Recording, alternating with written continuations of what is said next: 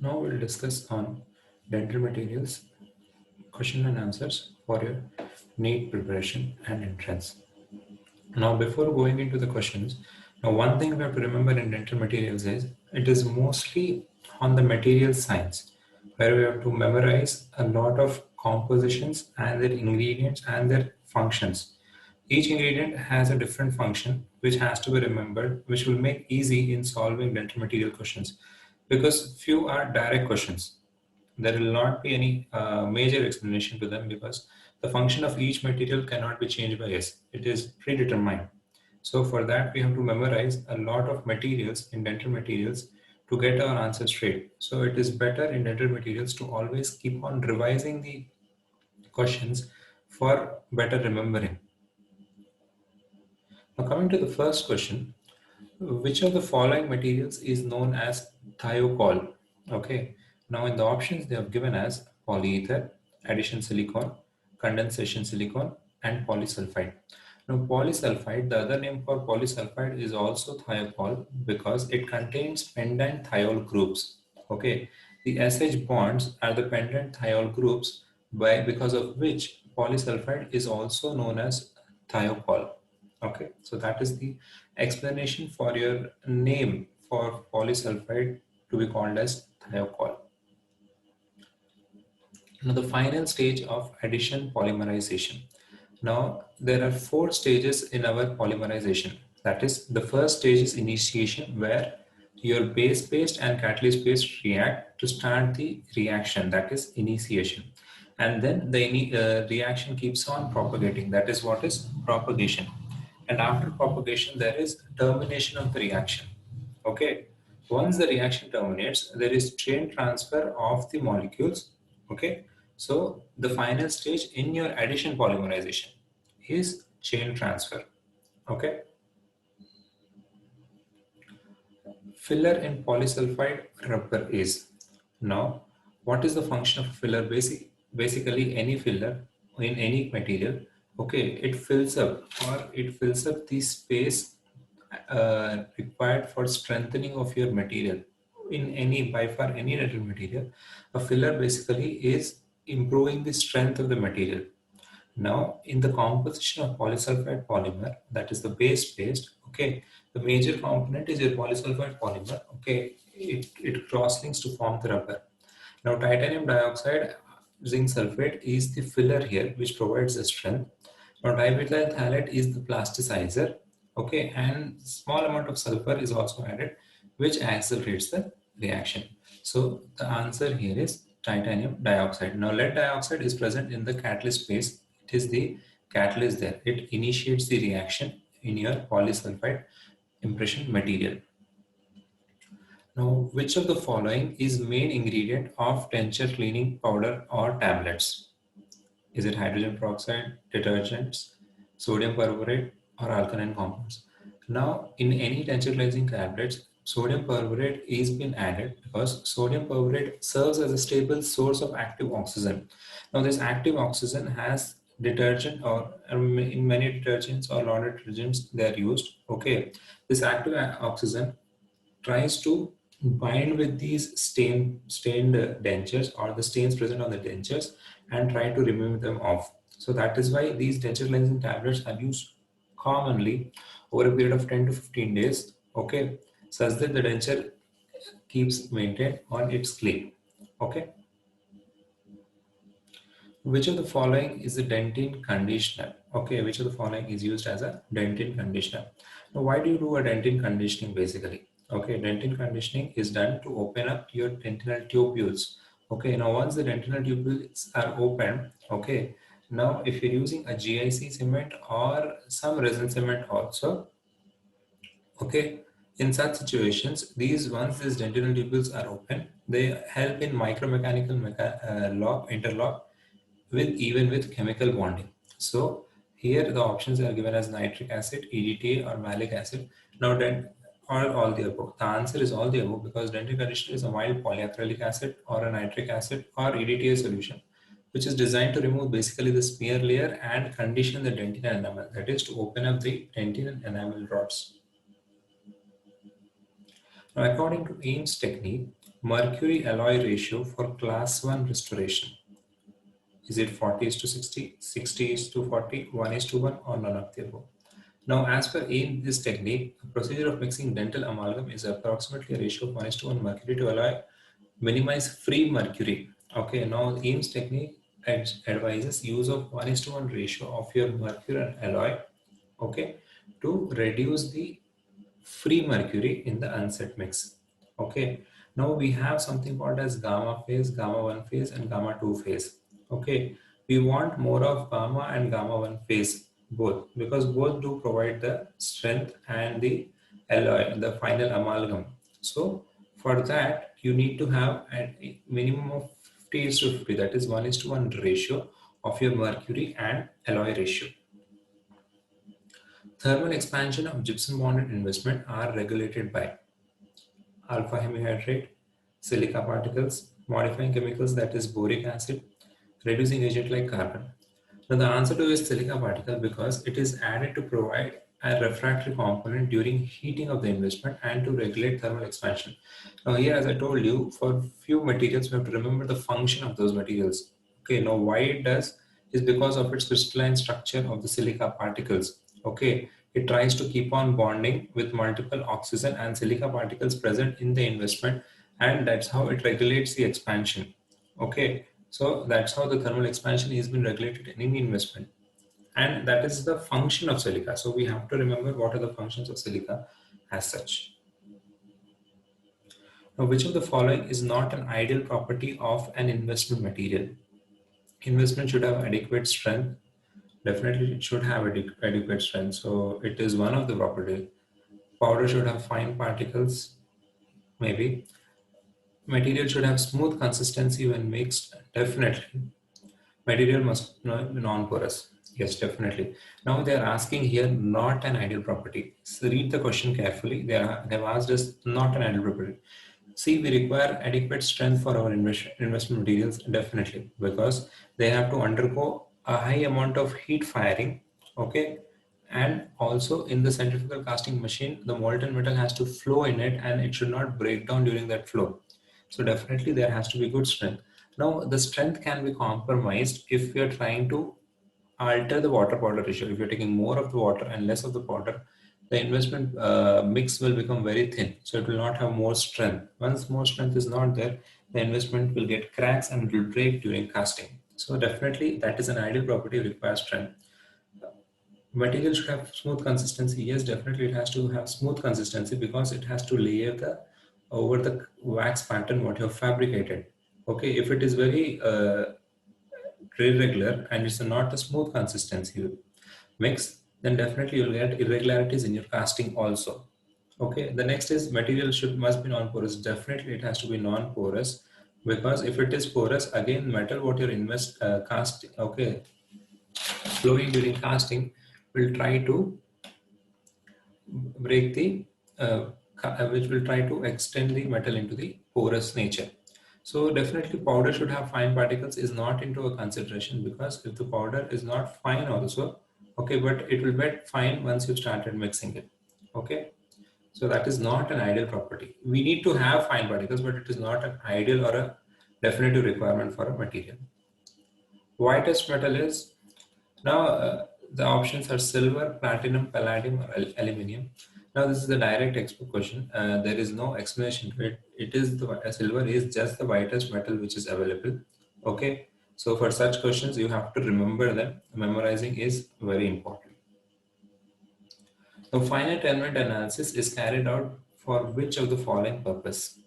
To evaluate elastic limit of material, to determine rigidity of the material, to determine stress distribution on a material, to determine ductility and malleability of material.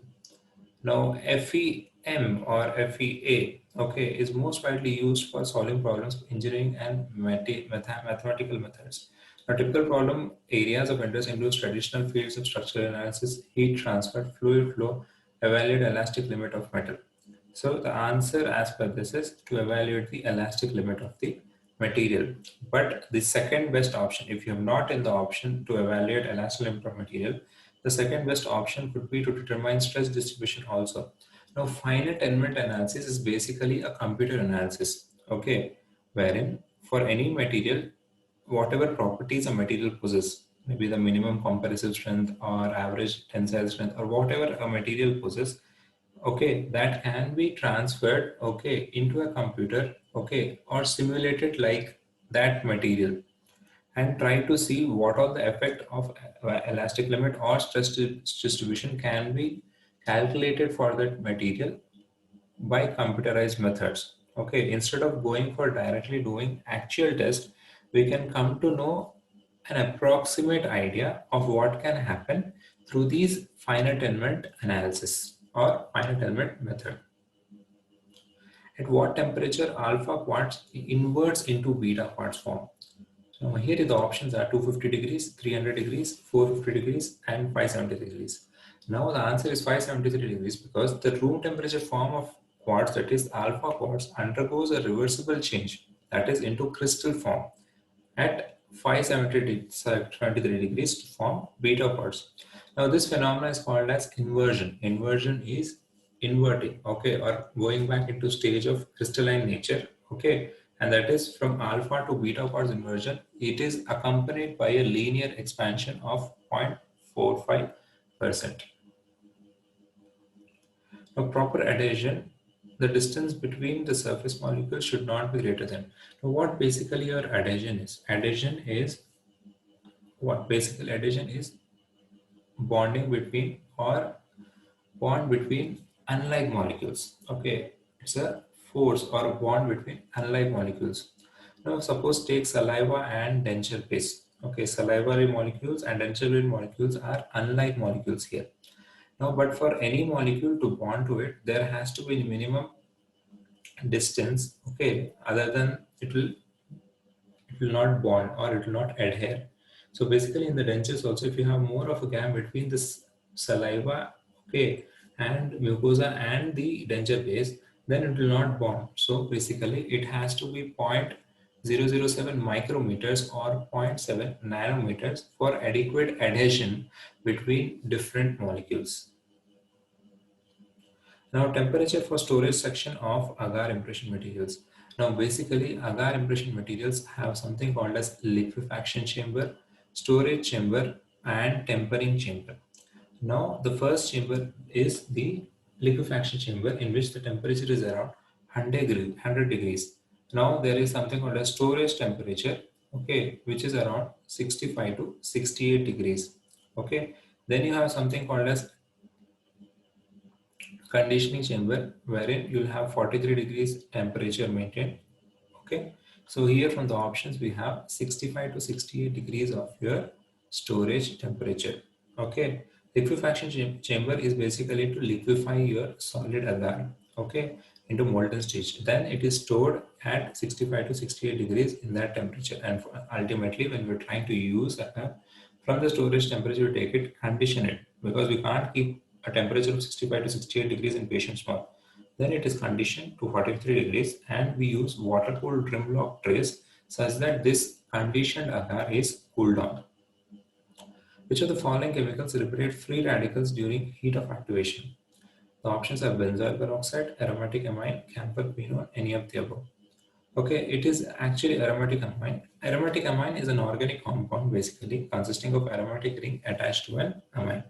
Okay, it is a broad class of compound that encompasses anilines, but also many more complex aromatic rings and many substituents beyond the anilines. Okay, so here you have aniline, sulfuric acid, aminobenzoic acid. Okay, so what happens is they release this NH2, that is aniline radicals, okay, during heat of generation. Now these aromatic amines are present in your acrylic resins. Okay, once you have any application of heat onto heat your acrylic resins, they liberate these free radicals. Okay, these free radical liberation also causes some amount of shrinkage in your acrylics. Now van der Waals force is an example of ionic bond, covalent bond, secondary bond, primary bond. Now if we take about bonding of your ions, ionic and covalent bond is an example of primary bonding. Okay, now van der Waals forces are, okay, they are the atoms of molecules that are held by secondary bond. between any two molecules, suppose there are two oxygen molecules or two water molecules, they'll have in between slight amount of bonding, okay, some kind of cohesive force in between. Those are those van der Waals forces, okay. Now those van der Waals forces are not primary source of bonding between those two molecules, but they are separate entity, but they keep still bonded because of these van der Waals forces. Okay, these are also called as intermolecular forces. Alginate should be in contact with stone with minimum time of 20 minutes, 30 minutes, 35 minutes, 40 minutes. Now this is a very near choice of question, okay, wherein the answer has been mentioned as 30 minutes because the final set of gypsum products is 30 plus or minus 15 minutes. So it actually the answer can be 35, 40 also, but it is depending on your humid conditions, okay, the weather settings also. So as such in the textbook it is mentioned as 30 plus or minus 15 minutes for the final set, okay. So definitely once you start after pouring, the alginate has to be in contact with the stone for about minimum of 30 minutes. That is, they have asked minimum. Okay, 20 minutes is very less. Okay, it will not set. So that's why 35 and 40 are more. They have asked for minimum. So read the question carefully here. Again, I'm telling, always it is advisable to read the question carefully. They have asked us for minimum temperature. So we have to opt the option 30 minutes.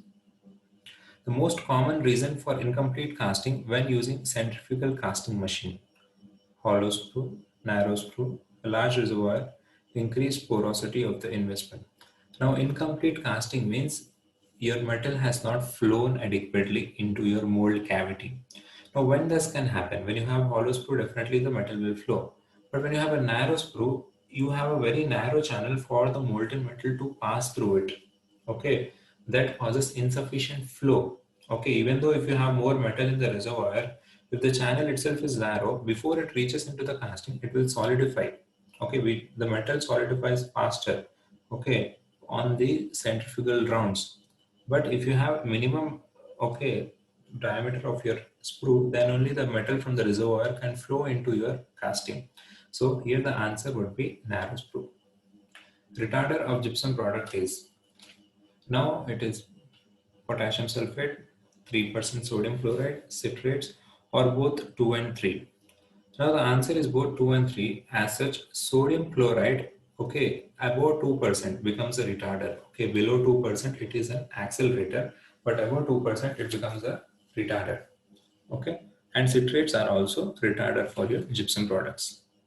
Which of the following is present in floss? Beeswax, spermaceti wax, carnauba wax, paraffin wax. Now the answer here is spermaceti wax because it is used as such. Okay, not just because it is used. Definitely, it is obtained from sperm whale. Okay, it is obtained from sperm whale, and it has good consistency of stickiness. Okay, it has good consistency of stickiness, which is used in waxed flosses. Okay, to obtain plaque or anything onto the floss surface. Okay.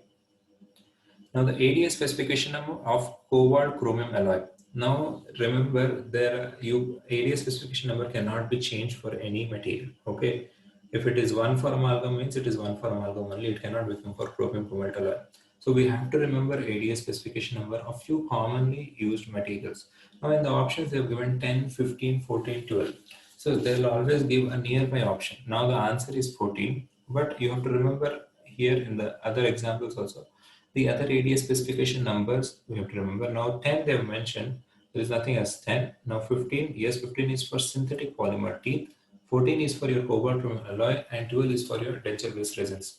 Now the other materials also have other ADA specification numbers which we have to memorize. ADA specification numbers cannot be changed. Okay, so we have to memorize them. Percentage linear contraction is least for arginate, condensation silicone, addition silicone, polyether. Now they have asked percentage linear contraction is least for. Now if you take arginate, it has the property of syneresis and imbibition. Okay, if there happens to be syneresis, okay, it will have more contraction also because it's a loss of water. If it has imbibition, it will not contract. So it is not a definitive tool for calculating for arginate. Condensation silicon, because it gives a byproduct of your ethyl alcohol. Okay, So it has more of a shrinkage also or linear contraction. Addition silicon, it is made, okay, byproduct free by addition of palladium salts.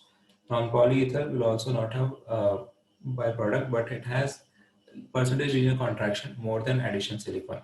Okay, the trend is condension silicon has more shrinkage, linear contraction than polysulfide, which is more than polyether and which is more than addition silicon. So the answer is least they have asked for. So the answer is addition silicon. Now the wear rate is least for, again they have asked wear rate least for composite, GIC, amalgam, cermet. Now wear rate means the ability to resist wearing, okay, of your restoration. Now in the bar diagram they have given amalgam possesses the least wear resistance, okay, followed by your composite, followed by cermet, followed by resin modified GIC, and then at the last GIC. Now your glass ionomer cement in general has a lot of wear happening over time and also has solubility into your saliva. Okay, so in comparison to composite or amalgam, definitely GIC has more wear resistance. Lanolin is added in ZOA to increase the flow, accelerate the reaction, reduce the burning sensation of eugenol, or it's a major ingredient. Now, lanolin improves the flow property of your eugenol. Now, lanolin is present in the catalyst paste of your zinc oxidized eugenol impression paste. Now, in non-zinc containing dental amalgam alloy, percentage of zinc is, again percentage of zinc is, as such in zinc containing alloys also, okay, it is less than 0.1, okay, in zinc containing.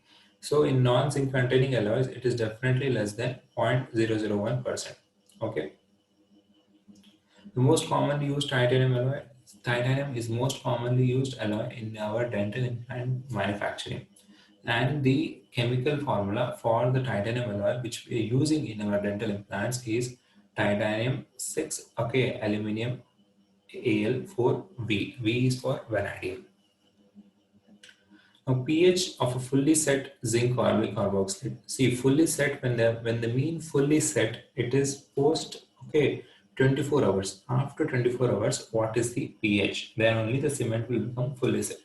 5.5, 5.9, 5.6, 5.7.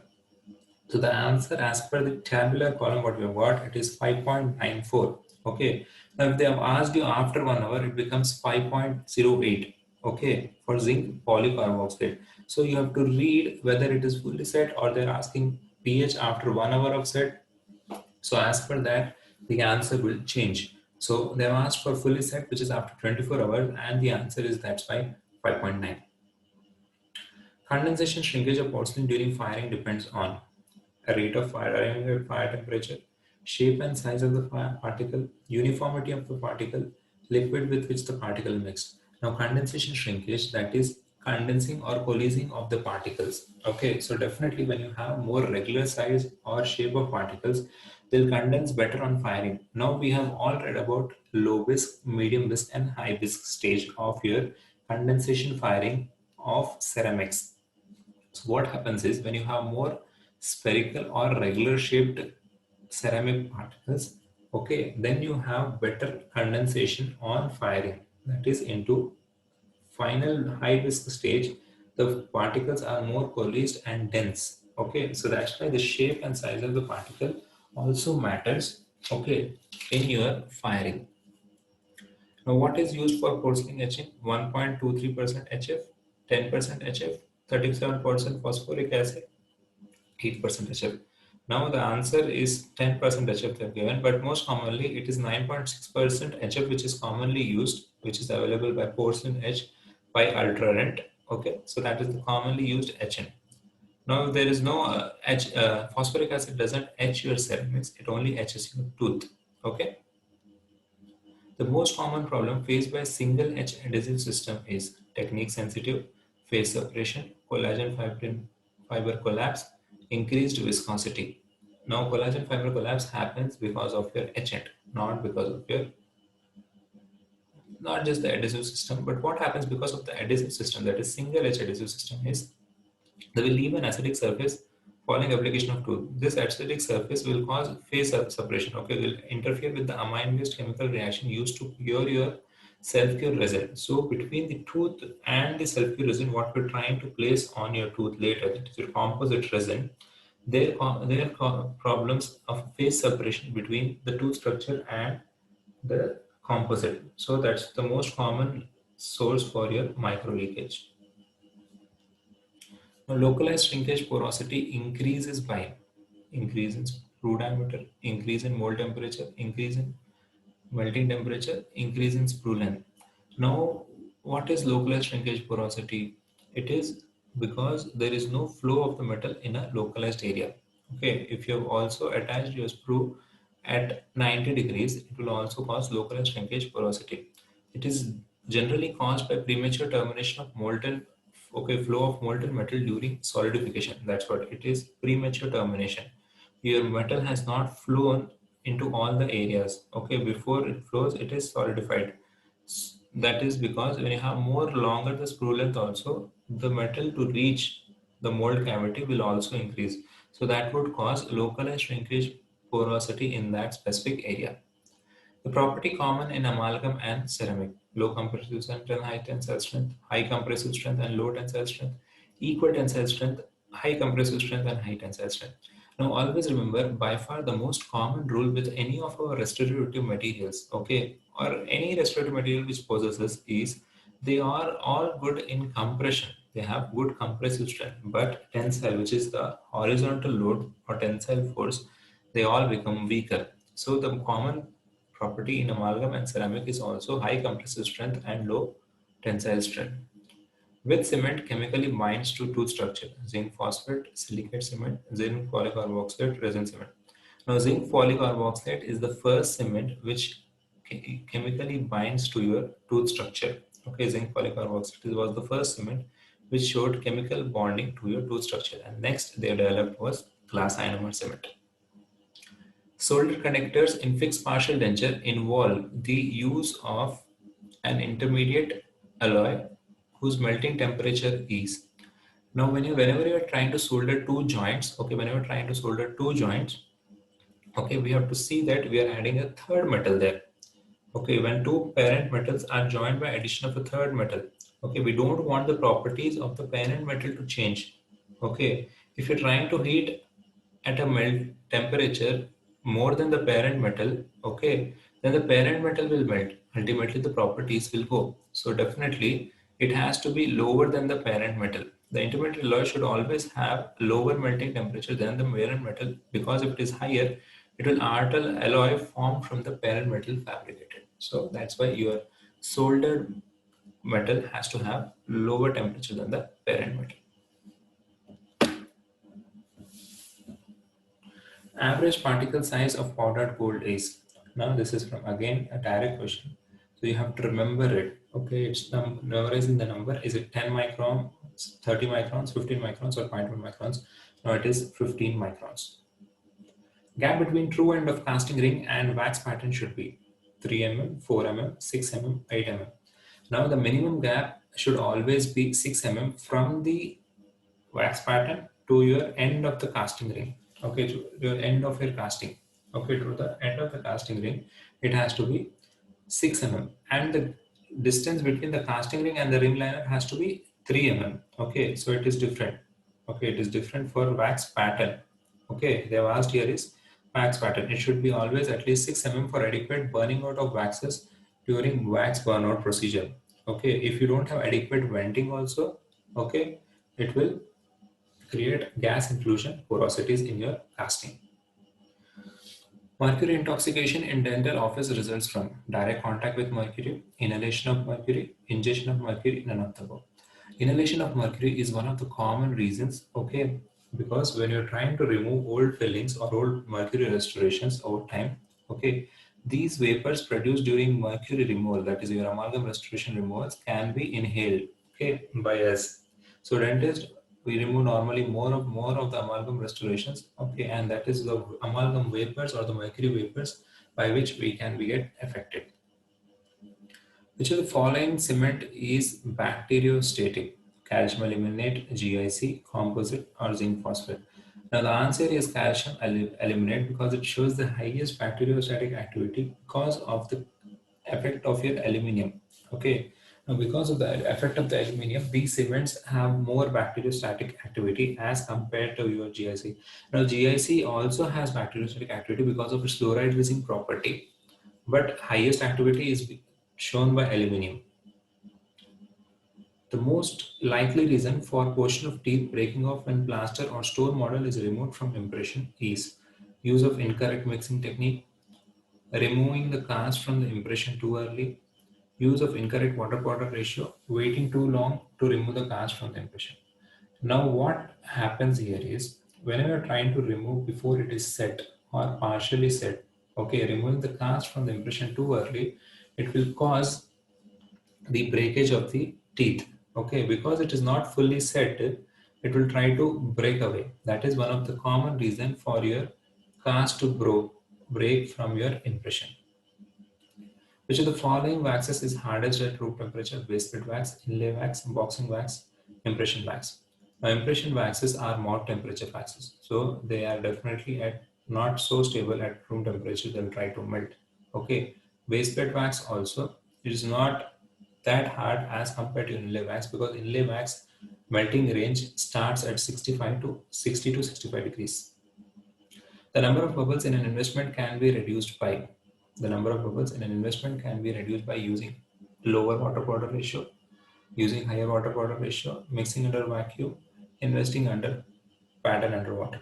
See, anytime if you take more water powder ratio or less water powder ratio, it will not influence the number of bubbles until your mix is not proper. If the mix is under vacuum, you will not have any air. When you don't have any air, you will have no bubbles formation. Whether your water powder ratio is slightly altered or not, it will not affect if it is mixed under vacuum. It will be free of your bubbles.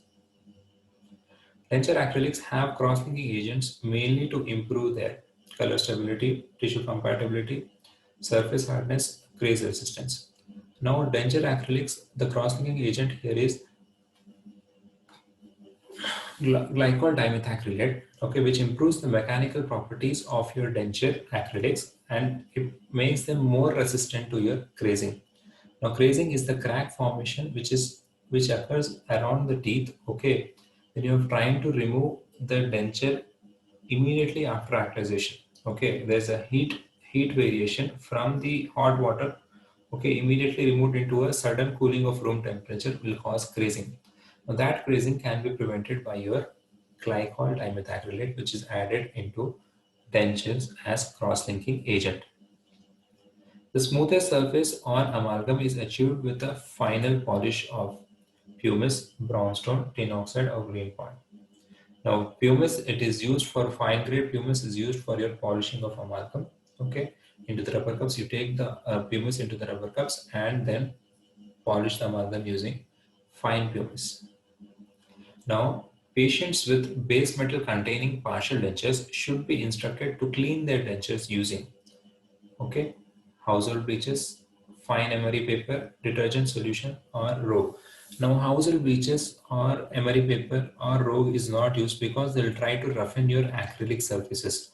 Anytime it is always better to use detergent solutions which do not bleach or roughen your acrylic surface later, by which it will not stain also. If you're using bleaches or emery paper or rogue, they will try to roughen your acrylic surface which will cause more roughness and porosities onto the acrylic surface or the acrylic teeth, which will cause more staining of the teeth instead of making them maintaining or cleaned. Okay, so it is always advisable to use detergent solutions like hand soap or mild dishwashing agent for any dentures. Which of the following is not an implant material? Stainless steel, pure titanium, nickel chromium, or cobalt chromium. Now, nickel chromium is not used as an implant material. Currently, only titanium is used, but previously they have used stainless steel and cobalt chromium, which two have not shown a satisfied result until titanium has obtained because of its more biocompatible nature. Okay, it is the most commonly used material. Now, nickel has an allergy of contact dermatitis. That's why it is not used. Which of the following is a good reason to apply surface coating of hydroxyapatite to metallic implant? It's the only way to ensure strong union between implant and bone. The aesthetic appeal of implant is improved. Metal would not be compatible without the coating. Coating enhances bone growth at surface of implant. Now what happens is hydroxyapatite coating will enhance the bone and implant surface coating because the composition of bone is also of hydroxyapatite. If the surface of implant is also coated with hydroxyapatite, this will improve the bonding between the bone and implant interface. Now, Gilmore needle test used for initial set has the dimensions. They have asked for initial set. They have not asked for final set. Remember, again, read the question properly. Now, for initial set, you have 128 weight with 2.2 mm point, 1 by 4th pound or 113.4 gram weight with a 2.13 point, 130, 113.4 gram weight with a 2.5 mm point, 120 gram weight with a 2.16 point. Now here they've asked for initial set, and in the initial set we use 1 by 4th pound or 113.4 gram weight with a 2.13 mm point. Highest tensile strength is shown by enamel, amalgam, gold or composite. Now as per the value in the textbook, gold has the highest amount of tensile stress as compared to enamel, dentine and amalgam. Now out of the restorative materials, gold has more amount of tensile strength as compared to other materials. Enamel is strong but brittle in nature because of its low tensile strength, which is 20 megapascals. Dentine also is weak in tensile strength, which has only 40 megapascals. Amalgam also itself has 69 megapascals of tensile strength. So answer is gold, which has 220 to 900 megapascals of your tensile strength. Hue of a natural teeth is generally 6 to 8 yellow, 2 to 3 white. Now, hue is the dominant color of the object. Now, when the numbers we're talking, numbers are not for hue, numbers are for value because value is relative lightness or darkness. It is calculated on a scale of 1 to 10. Now, hue is the dominant color, that is red, yellow, yellow, red, gray. Okay, so here we mostly discuss about yellow because white is relatively high amount of value which is not present in your teeth. Okay, white is not the color of your teeth. It is yellowish or yellowish gray or reddish yellow. Replacement of enamel portion of a tooth is optimally done with composite having opacity, value, translucency or chroma.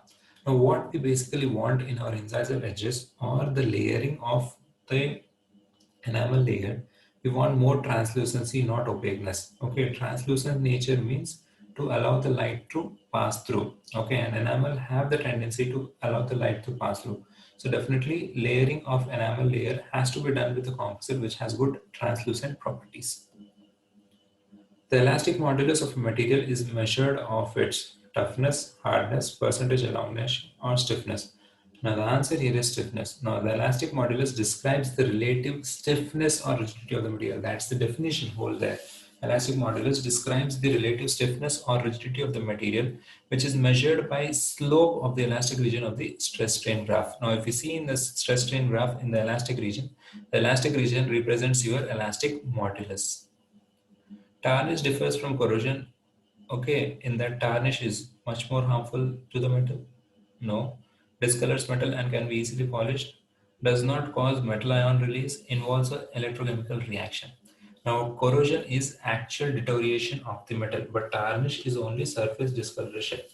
Now, when it is only surface discoloration, it can only discolor the metal and it can be easily polished. So the answer is it discolors the metal and can be easily polished. As you can see in the picture here, a silver spoon, okay, many times silver is polished again in a daily household also. If you have silver utensils, they have to be routinely polished because they get discolored because of the passivation of the chromium oxide layer loss. Okay, once the chromium oxide layer which is present on the silver is lost, there would be tarnish and which can later go into corrosion. Which property describes the capability of the impression to be removed from around the teeth without getting permanently deformed. Now, permanent deformation means it is going beyond your yield strength into plastic region. Okay. Now here they are saying without permanent deformation, which means it has to be in the elastic region. For it to be in elastic region, it is your elastic modulus. Okay. So elastic modulus describes the relative stiffness or rigidity of material. Okay, so it is that property which will make the material to not permanently deform. Glass ionomers are considered by some to be the material of choice for applying as base under amalgam restoration because they chemically adhere to are twice as strong as other bases, are completely insoluble in oral fluids, provide fluoride protection under leaky fillings. Gla- Fluoride provide fluoride protection under leaky fillings. GIC have fluoride release property and amalgam shows micro leakage. As there is micro leakage, when you have fluoride release property, it will try to the fluoride release will try to have that bacteriostatic activity onto the restoration. Okay, and that's why in leaky fillings you can add GIC. If you have deep fillings also, you can use GIC as a base in your amalgam restorations. Which of the following is not recommended technique for curing light cured composites? Holding the tip 1 centimeter away from the tooth, wearing special glasses with orange filters. Again, read the question carefully. They have asked which of the following is not recommended. Okay, when they're not asking not recommended, the C option is using exposure duration of 40 to 60 seconds, placing composites in increments of 1 to 2 mm. See, it's always better to hold the tip 1 centimeter away for adequate, okay, light curing. Okay, definitely you have to wear special glasses, orange glasses, or at least have orange barrier while curing because ultraviolet light will cause damage to your eyes. Okay, and incremental is placed because we want to prevent polymerization shrinkage. Okay, we want to prevent polymerization shrinkage. So incremental addition is always better. So composite will not require a duration of 40 to 60 seconds. A cure of 20 seconds is enough commonly. Which element is most responsible for reacting with mercury to cause hardening of dental amalgam? Copper, silver, tin, and zinc. Now it is the reaction here is the gamma reacts with mercury to form gamma 1 and gamma 2. It is the silver which reacts with mercury to form gamma 1 phase and harden the alloy. Compared with conventional posterior composites, packable composites have improved handling characteristics, wear resistance, aesthetics, marginal adaptation. The answer here is wear resistance because packable composites have increased wear resistance and surface morphology, and also they have handling characteristics. Actually, if they ask as the wear resistance is not there in the option, then handling characteristics can also be the answer because they have good handling characteristics as amalgam and they are used in your posterior restorations because of more wear resistance. Which of the following is the likely reason to make bridges from alloys rather than ceramics? Why we make alloys from why we make bridges from alloys than ceramics is alloys are much less expensive. No, not a major cost difference. Cost difference is not so much. Yes, it is there. Alloys are relatively less expensive, but not a definite reason. Alloys are more biocompatible. No, ceramics. A polished ceramic is more biocompatible. A glazed porcelain is more biocompatible than a metal. Alloys are much less brittle. Yes, alloys are less abrasive to teeth. No, alloys are also abrasive to teeth. It is not that alloys are not abrasive to teeth. Yes, alloys are less brittle as compared to your ceramics. Definitely, ceramics have less brittle. They have more compressive strength, but not tensile strength. Alloys have more of tensile and compressive strength as compared to your ceramics. So definitely, it is one of the reasons to use alloys as material for bridges. Molecule with a permanent dipole, oxygen, helium, liquid nitrogen, and water. Now the answer here is water because these two occur in when atoms in the molecule have substantially different electronegativity. Okay, one atom attracts electrons more than another, becoming more negative, while other atom becomes more positive. A molecule with permanent dipole is called as a polar molecule. Here in the picture you can see the oxygen already has two hydrogen ions holding to it, but it also has a atomic attraction between the other hydrogen molecule, okay, hydrogen ion from other molecule of water. Alginates are made dust-free by addition of glycol, glycerol, glutamic acid, or alcohol. Now it is basically the addition of glycol or glycerine, okay, to form agglomerates with the silica particles which is present in your alginate okay, which makes them dust free. Putty wash technique. Now, what is basically a putty wash? Means you're adding light body over putty. So it is a two-stage technique wherein first you take an impression with your putty base, and after your putty impression, you'll try to add light body over to it and take impression with light body. So in the answer is putty wash is first is putty and second is light. Powders of dental plaster and dental stone differ mainly in solubility, shelf life, chemical formula, particle porosity.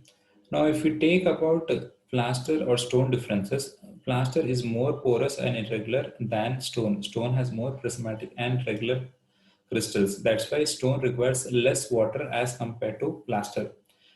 Plaster has very low apparent density. Stone has high density because of regular shaped crystals. As I told you, plaster requires more water to float particles. Stone requires less water. Plaster has low strength and hardness.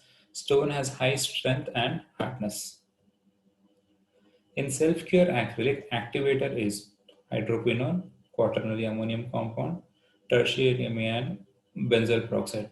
The answer is tertiary amine, which is the activator for chemical cure. If you take the component that is liquid and powder, in liquid methyl methacrylate is the monomer. Hydroquinone is inhibitor to prevent polymerization of monomer during storage. So hydroquinone is a inhibitor, not an initiator or activator. Glycol dimethacrylate is a cross-linking agent. Tertiary amine is activated for chemical pure resin. So here the tertiary amine is your NN-dimethyl paratoluidine. That is a tertiary amine. Okay, and in your heat cure acrylic resins, heat is the activator there. Okay.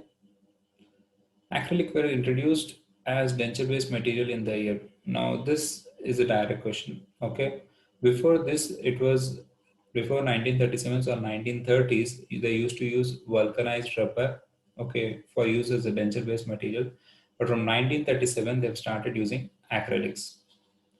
The particle size in microfilled composites 0.002, zero point zero 0.02 to 0.004 mm, zero point 0.01 to zero point 0.1 micrometer, zero point 0.5 to 1 micrometer, zero point 0.3 to zero point 0.4 micrometers. Now here we have to remember the average filler particle sizes of all the microfilled, micro hybrid, macrofilled or nanofilled.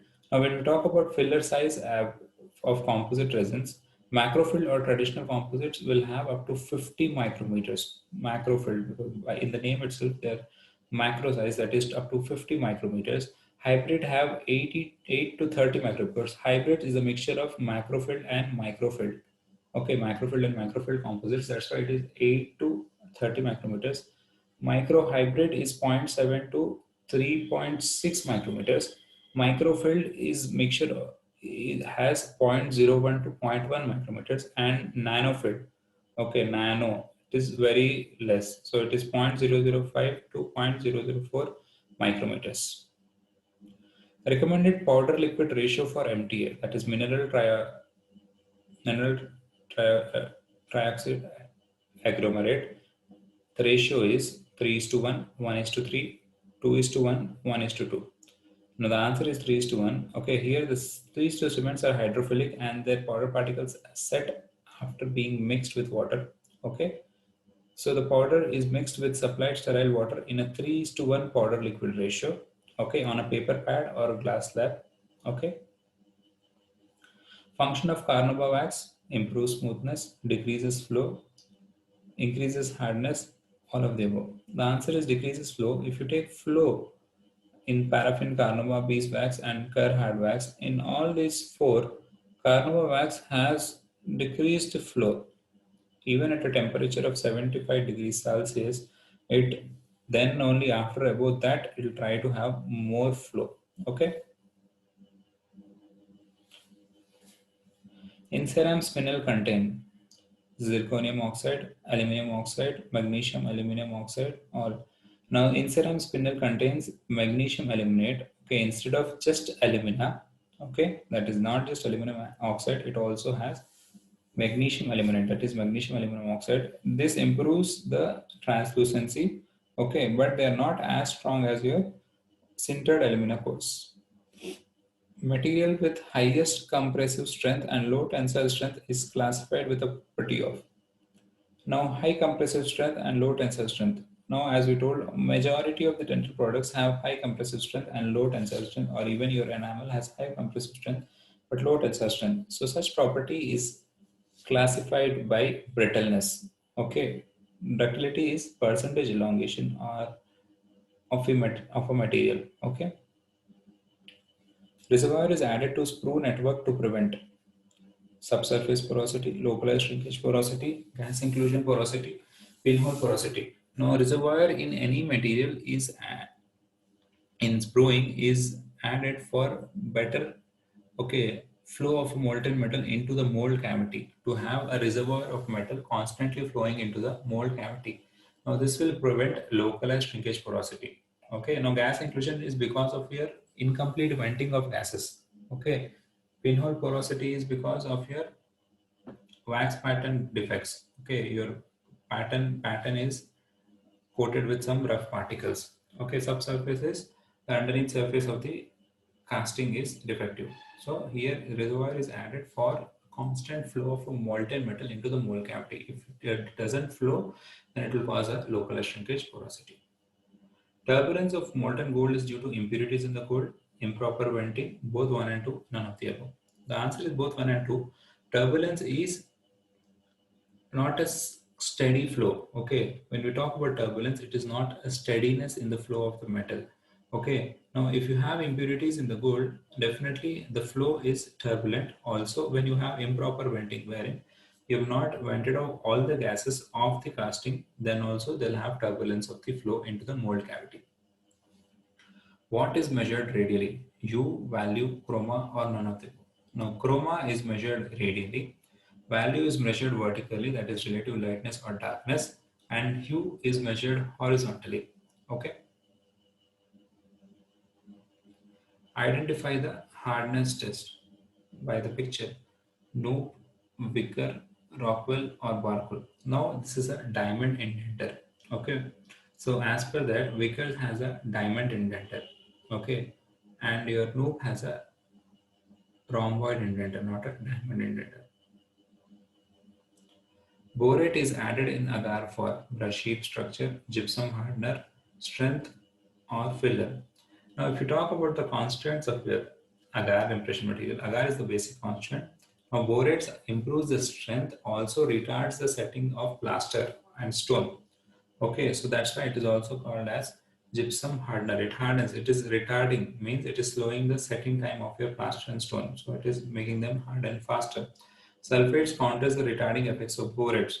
Okay, and waxes are used as fillers, that is zinc oxide, diatomaceous earth, silica, clay rubber. Biocompatibility is least with. Now this is a sequence we have to remember again.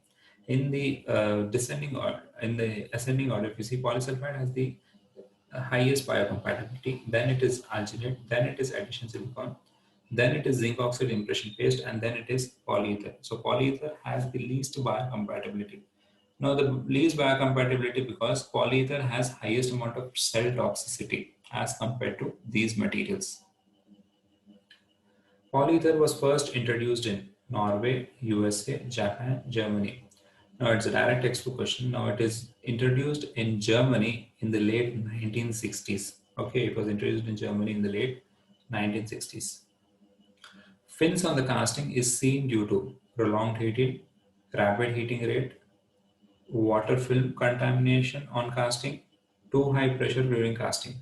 Now when you do rapid heating, okay, if you have rapid heating or if you have thin mixed of investment material which will promote crack propagation into the investment. Okay, even if you prolong rapidly heat it, okay, it will create cracks in your investment. Once you have cracks in the investment, that will lead to fins in the casting. Shrink free ceramic is Dicor, IPS Empress, Cerastor, or Captec. It's by the name, it's Cerastor, which is a shrink free ceramic. Dicor is a machinable glass ceramic. IPS Empress is a glass ceramic again, and Captec is capillary assisted technology of your ceramic layering. Etching of dentine does not include etching of dentin does not include. Read the question again here. It is does not include. Is it removal of smear layer, exposure of collagen fibers, opening of dentinal tubules, increase in surface energy? Now the answer is here increase in surface energy because the bonding agents help in increasing surface energy. Now etching will cause the removal of smear layer, which is true. It will also expose the collagen fibers which are present in the dentin. Yes, it is true. It is also open the dentinal tubules. They are asking us does not include. And energy, surface energy is only increased by your bonding agent. When multiple patterns are invested in the same ring, the minimum spacing should be. Now they've asked multiple patterns means you have one molar, different molar, premolar, all castings to will when you're trying to do pattern investing. You have to have adequate space again in between because the investment has to flow in between. If you don't have adequate space, okay, during the rapid heating or during your wax burnout, okay, that is your rapid heating. This thin, if it is very thin, the investment between two patterns, this will break away. So it will become a common mold. So you will not get a different crown. If you will not get a different crown, the mold will break away inside. Okay, once the mold breaks away inside, all the patterns get joined. Okay, once all that joined, your casting will become failure. So you need to have minimum of 3 mm distance for the strength of your investment material during rapid heating, which will prevent breakage of the mold cavity inside. Fluoride flux is used for chromium oxide, cobalt oxide, nickel, any of the above.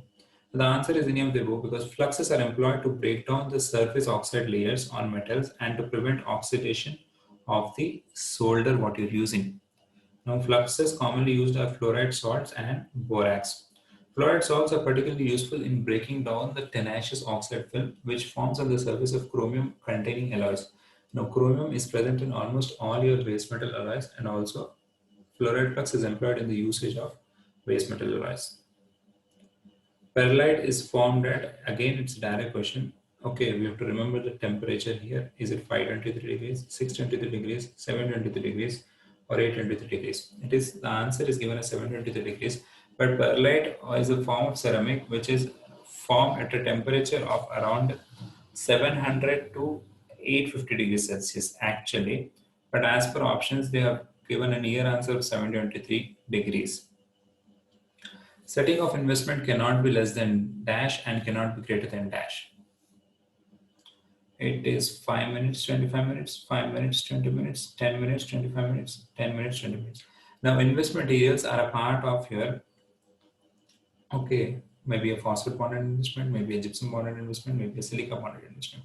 Be it anything, the initial set of the investment material has to be quick, okay, because when you're trying to harden it, okay, it is not like a stone or plaster, okay, it has to harden fast because otherwise the wax will go into relaxation of stresses. Okay, once the wax relax means it distorts. Once it distorts, the obtained casting will be distorted, so it has to set faster and it must be not greater than 25 minutes, okay, because that is the final set of any investment material, okay, after which you can go into burnout procedure. Green shrinkage is due to loss of water, alcohol, both or none. Now, green shrinkage occurs in addition to setting shrinkage in your investments. Okay, in investments of this type are designed to reduce the layer of silica gel around the particles. Okay, whatever the silica gel particles are to be reduced because of green shrinkage, that is your loss of water and alcohol from your investment materials. Insufficient closure of flask during packing can result in poor color stability, less polymerization shrinkage, increase vertical dimension, decrease vertical dimension. Now what happens is if you're not trying to close your flask completely, means you're not compressing the acrylic resin completely or it is not adapting correctly onto your cast. Once it is not getting adaptly onto your cast, there might be a raise in the vertical dimension. Okay, there will be raise in your vertical dimension, not decrease in vertical dimension. It will increase the vertical dimension if you're not closing completely. It is insufficient closure. Okay. Now, poor color stability and all is because of the amount of powder or the expired material if you're using, then you'll get it. Less polymerization shrinkage will only happen, okay, when you have less excess of monomer being removed from your acrylic. Which of the following of phase of amalgam is the weakest? Gamma 1, gamma 2 or epsilon? Now we all know gamma 2 phase is the weakest phase of amalgam because your mercury and tin do not have good bond strength. Okay, so only a fleck of your mercury and tin is present in between, okay, the matrix of your gamma and gamma 1, which is not a method of strengthening of ceramic. Now, method of strengthening of ceramics, you have transformation toughening, you have ion exchange, you have quenching, okay, you have polishing, okay. Now, sintering is only hardening. It doesn't strengthen the ceramic, it only hardens the alloy, because whenever you're trying to do a CAD-CAM design or a CAD-CAM milling, okay, the soft blocks are used. Now, the soft blocks are hardened by the method of sintering, okay, but strengthening of them is by transformation toughening or ion exchange or polishing. Now, polishing is by the means of friction, okay, means of friction. You're trying to promote crack propagation into the ceramic, which will strengthen the ceramic. Which of the following is not a tree wax? Again, you have to remember directly the answer here because they have mentioned it as tree wax. Is it paraffin, ozokerite, cocoa butter, or candela? It is cocoa butter.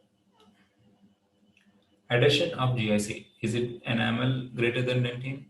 Dentine greater than enamel? Enamel and dentine is equal? None. Now, bonding of GIC is more in enamel than dentine because enamel has higher inorganic content as compared to your dentine. Minimum yield strength and percentage elongation of type 2 casting alloy. Now there are four types of casting alloy classification as per ADA number 5. Now they've classified into type 1, type 2, type 3 and type 4. Okay, now type 1 has 80 megapascal strength and 18% minimum elongation. Type 2 has 180 megapascal strength and 10% minimum elongation. Type 3 has 270 megapascal strength and 5% minimum elongation. And type 4 has 360 megapascal strength and 3% minimum elongation after fracture. So the answer they were asking for is type 2. Now for the type 2, it is 180 megapascal strength and 10% elongation. Now the highest flame temperature is seen with hydrogen gas, natural gas, propane or acetylene. The answer here is acetylene because dicyanoacetylene, a compound of carbon and nitrogen with a chemical formula of C4N2, burns in oxygen with a bright blue white flame at a temperature of 5260 Kelvin, that is around 4990 degrees Celsius or 9010 Fahrenheit, and at up to 6000 Kelvin it can have. So the highest is seen for your acetylene flame. Now, tempering of steel causes decrease in toughness, increase hardness, increases ductility, none. Now, tempering of steel causes increase in the toughness because tempering is a heat treatment. Okay, it is a type of annealing. Okay, which is applied to ferrous alloys such as steel or iron to achieve greater toughness by decreasing the hardness of the alloy. Okay, the reduction in hardness is usually accompanied by increasing ductility, thereby decreasing the brittleness of the metal. Because you are decreasing the hardness, so definitely the brittleness will decrease. Setting expansion is advantageous in cast, molds, investment or dies. See, setting expansion is advantageous in your investments, or actually it is also in advantageous, not major advantage, but yes, it is an advantage in your cast or dies also because sometimes it compensates for the impression shrinkage also what we get. But in specific, if you have to answer, it has to be investments because the wax pattern, okay, once you remove the wax pattern in your burnout, later the metal is flown. The metal after solidifying will shrink. Okay. Now, as you invest, the investment will expand. Okay. The wax pattern will be in the same size. The investment will expand after setting. So that slight amount of expansion will compensate for the metal shrinkage during casting. Annealing is also known as softening heat treatment, hardening heat treatment, precipitate heat treatment, stress relief heat treatment. It is also called as softening heat treatment. Now, the process of annealing, also called as intermediate annealing or subgrading annealing or in-process annealing, is a treatment cycle that restores some of the ductility to a product being cold worked. Okay, that is softening heat treatment. So it can be cold worked further without breaking. Okay, now there are three stages in your annealing process, that is recovery, recrystallization, and grain growth. Now, recovery is softening through removal of the dislocation or the internal stresses. Recrystallization is nucleation of new free grains. Okay, recrystallization. Again, fresh crystal formation. Now, grain growth is whatever the fresh grains have formed, they are graining. Okay, they are coarsening up. Recommended polymer to monomer ratio for fluid resin technique 2 is to 1, 1 is to 3, 10 is to 1, or 5 is to 1. Now, in generally, the polymer to monomer ratio, what we require for your heat cure or cold cure acrylic resin or a normal compressor modern technique is 3 is to 1. But in fluid resin technique, it is in a fluid consistency, the resin what you're trying to use. Okay, so it has to be, it is 2 is to 1. Okay. Glass ionomer cement was given by, and this is a direct question. It is Wilson and Kent who have given glass ionomer cement. Okay, Bunocore comes in composites. Okay, Bowen also comes in composite. Now, wax distortion is due to composition, relaxation of stresses, crystalline nature, surface finish.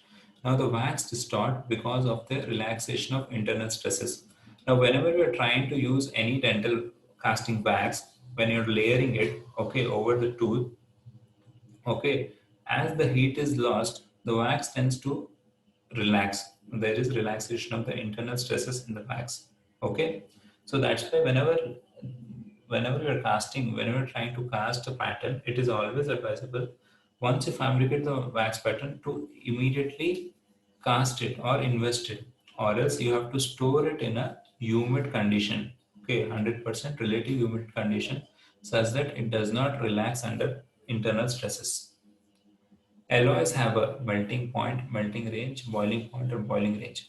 Now, if you always take any alloy, be it a high noble, or base metal alloys, okay, all these have a melting range, okay, because they are composed of different elements, okay, not just a single element. That's why they'll always have a melting range rather than a melting point. Knoop and Vickers hardness test produce an indentation of depth not greater than 19 micrometers, 55 micrometers, 25 micrometers, or 9.8 micrometers. Now, Knoop and Vickers are micro hardness test which we use to see the hardness of a dental material. Okay, and it is 19 micrometers, which is the maximum. Now, resistance to motion of a liquid is called as creep, viscosity, diffusion, flow. Now, viscosity is the resistance to flow of a liquid. If you compare water, milk, oil, light syrup, heavy syrup, or a chocolate syrup, water will have very less viscosity, means it will resist very less as compared to these. Okay, viscous means more resisting, it has lesser flow. Alloy principally contains cobalt, chromium, nickel, chromium, nickel, molybdenum, nickel, chromium, magnesium, nickel, chromium, molybdenum. Now, alloy is also called as superalloy, which contains 39 to 41% of cobalt, 19 to 21% of chromium, and 14 to 16% of nickel. It is basically used in your orthodontic wires, okay, in a wire changing whenever you do a orthodontic treatment.